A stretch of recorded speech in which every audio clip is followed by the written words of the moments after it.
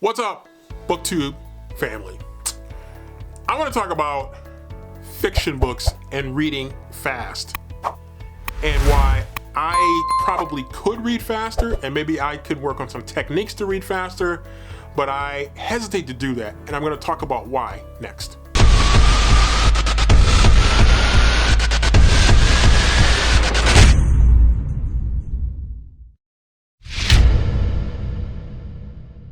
So I used to joke around all the time that I would watch with amazement at so many of these booktubers that were reading books and devouring them in a matter of hours, in a day, 2 days, and I'm like, how in the hell are they reading all these books so fast? And it used to just marvel me. And I actually, went in full-blown nerd mode and started to research, like, how are they doing, what kind of techniques maybe are people using to read books as fast as they have been reading the books. And so I did discover some techniques that I did find somewhat helpful, but at the same time it was like, do I really want to do that?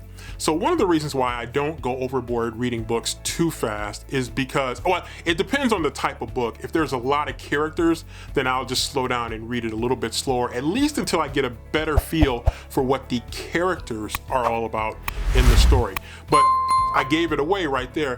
The reason that I don't read books too fast is because of characters. I need to get to know the characters, to better understand the characters, and to understand why they react in situations the way that they do. And a lot of times you get that earlier in a book as the writer is laying things out and is kind of establishing the foundation for what's going to happen later in the story with the plot, with the characters, so on and so forth.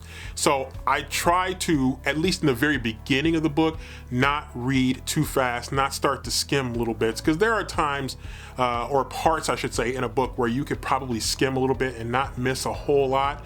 And I've done that at times, and it has been successful. Other times I'm like, what? I missed something, and I have to go back and read something to better understand something that I read just recently, knowing that I missed something that happened earlier that would put this in a better context. And so that's one thing you definitely want to be careful about if you start skimming too much. Not being able to get a better grasp for the characters and why they're doing what they do.